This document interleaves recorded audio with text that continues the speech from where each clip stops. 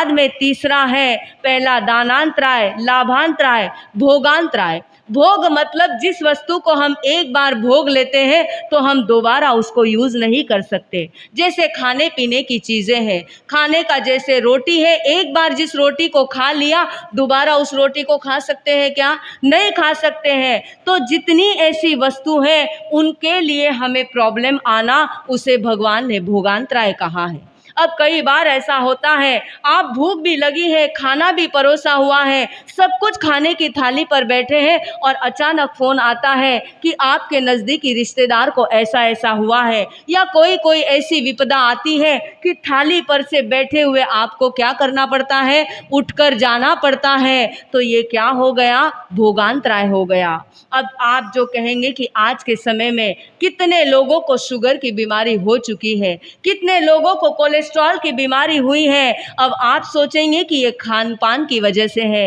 ये खान पान तो अलग बात है, लेकिन आपके किसके उदय है? भोगांतराय कर्म के उदय हैं। इसके उदय के वजह से बराबर आपको उस समय पर कौन सी बीमारी आ गई?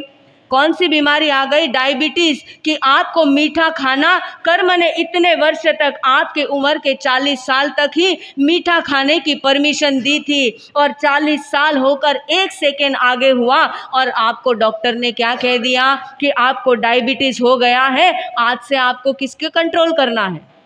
आपको शुगर कंट्रोल करना है। आपको कोलेस्ट्रॉल होता है तो इसी भोगांतराय कर्म के वजह से है कि आपको तला हुआ आदि सब कुछ क्या करना पड़ता है? छोड़ना पड़ता है। मतलब शरीर में जितनी भी डिफिशियंसी आती है, शरीर में जितने भी रोग अगर उत्पन्न हो रहे हैं, तो कहीं ना कहीं जो खाने में हमारे बाधा पड़ रही है उसका कनेक्शन किसके साथ है? हमारे भोगांतराय कर्म के वजह से है। ठंडा खाते हैं तो किसी को सर्दी हो जाती है और डॉक्टर थोड़ी देर के बाद कह देते हैं कि आप ठंडा खाना क्या कर दो, कम से कम करो, ठंडा पानी पीना बंद करो। और किसी किसी को तो ठंडा पानी पिए बिना प्यास क्या नहीं होती है? बुझती नहीं है। तो ये जब जब भोग की चीज़ों में अंतराय आएगा उसे भोगांतराय कहते हैं। और ज्ञानी भगवंत ने कहा है कि अगर आज आपको सब कुछ मिल रहा है, आपको शुगर की बीमारी नहीं है, आपको कोलेस्ट्रॉल की बीमारी नहीं है, आप जैसा चाहे वैसा आहार कर सकते हैं, तो इसका कारण क्या है आपको पता है? पहले जन्म में आपने इन सब चीज़ों का त्याग किया था। समय समय के साथ आपने क्या किया था? जितना त्याग किया था आज वो भर भर कर आपको क्या हो रहा है? मिल रहा है। आपने क्या किया था? आपको जो चीज़ भाती थी उसके प्रत्याख्यान किए, भले ही 1 दिन किया, 2 दिन किया, 1 साल 2 साल किया, अगले जन्म में मल्टीपल होकर आपके घर में उसकी क्या होगी? वृद्धि होगी। तो अगर आप चाहते हैं कि हमारे घर में सब कुछ भरपूर रहे, धन धान्य भरपूर रहे, हमारे घर में पैसे भरपूर रहे, सब कुछ अच्छा रहे, तो क्या करना चालू कर दो? दान देना चालू कर दो। किसी को लाभ हो रहा है उसमें लाभ को बढ़ाओ। और अगर कोई चीज़ खा रहा है, हमारी फेवरेट, हम बार बार पाठ पर से कह रहे हैं कि पचकान लेना क्या है?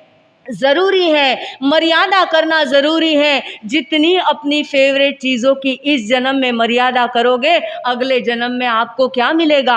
अगले जन्म में वो भर भर कर मिलेगा, आप सोच भी नहीं सकते। आपको पता है कि ग्वाले का शालीभद्र का पहला, आपको याद होगा कि शालीभद्र के यहाँ पर देवता के यहाँ से देवलोक से आकर कितनी रोज़ पेटियाँ उतरती थी? कितनी वो पेटियाँ उतरती थी? 32 पेटियां देवलोक से। तो वो मनुष्य जन्म में, लेकिन भोग किसका कर रहा था? भोग देवलोक की वस्तुओं का कर रहा था। किसके वजह से? केवल पहले भव में, ग्वाले के भव में उसने खीर का क्या किया था? सुपात्र दान किया था। इतने उत्कृष्ट भाव से सुपात्र दान किया था कि अगले भव में जहाँ पर उस खीर को बनाने के लिए उसके माँ के यहाँ पर दूध नहीं था, शक्कर नहीं थे, चावल नहीं था, माँ ने 4 घर से क्या की थी? इन 4 चीज़ों को इकट्ठा कर कर अपने बेटे को खीर बना कर दी थी। जहां पर इतनी प्रॉब्लम हुआ और उसने केवल एक उत्कृष्ट भाव से सुपात्र दान दिया, अगले जन्म में क्या बना? वो क्या बना? शालीभद्र बना। और शालीभद्र बना तो बना, रोज के रोज 32 पेटियां देवलोक से उतरती थी। तो इतना बड़ा दान, इतने उत्कृष्ट भाव से, और उसने दान कौन सी चीज का किया?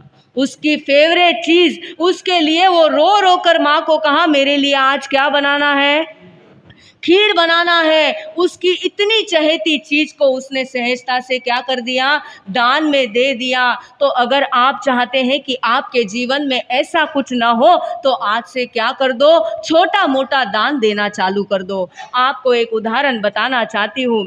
चेन्नई में एक नॉर्थ टाउन करके बहुत बड़ी अपनी जैन सोसाइटी है। अन्य अन्य समाज वाले भी वहाँ रहते हैं, लेकिन करीबन अपने 2 से 2.5-3 हजार घर वहाँ पर होंगे। इतनी बड़ी एक सोसाइटी है और वहाँ पर पाठशाला चलती है। और उन पाठशाला में हर संडे में बच्चे को कहा जाता है कि जितने बच्चे हैं, करीबन 150-200 बच्चे हैं, और उनको किसी दिन कहते हैं कि रोटी लाना है, और वो भी कैसी, ताज़ी बनाकर लाना है, अपनी पुरानी बासी नहीं। और वो बच्चे भी माँ को ताज़ी रोटी, 2 रोटी 4 रोटी जितनी कही है आराम से बराबर पैक करके उन रोटियों को लाते हैं। किसी दिन केला, फ्रूट आदि कोई लाने के लिए कहते हैं, किसी दिन कोई और वस्तु।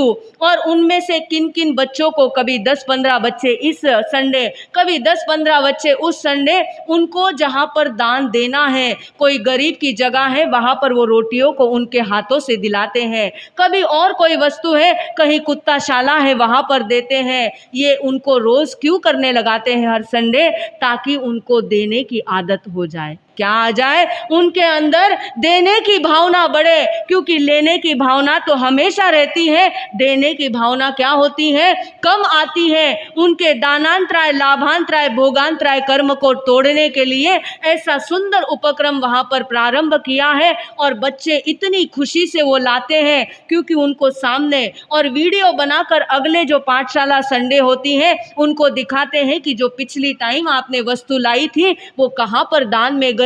वो देखकर इतने खुश होते हैं, अगली बार जितनी चीज लाई है उससे और ज्यादा अपने माता पिता से लाते हैं। बस केवल एक ही भावना उनके अंदर पैदा करनी, कौन सी भावना, कौन सी, दान देने की भावना के प्रवृत्ति से उनको रोज ये काम करवाया जाता है। इसीलिए हमारे यहाँ पर भी जो दान पेटी आदि रखने का है, ये कोई संघ को पैसा जमा नहीं करना है, लेकिन आपके अंदर देना आना चाहिए, आपका मोह छूटना चाहिए और इनके अंतराय कर्म टूटना चाहिए। इसलिए पाठ पर से आपको प्रेरणा मिलती है कि कुछ न कुछ दान रोज आपके जीवन में करो। तो पहला है दानांतराय, दूसरा है भोगांतराय, लाभांतराय, तीसरा है भोगांतराय।